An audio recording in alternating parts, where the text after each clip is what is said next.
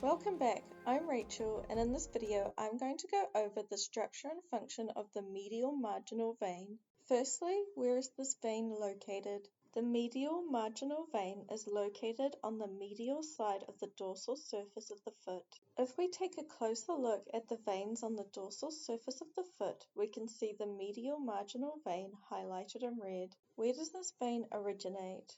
This vein originates and receives blood from the medial end of the dorsal venous arch. The dorsal venous arch can be seen here highlighted in yellow. What is the course of this vein?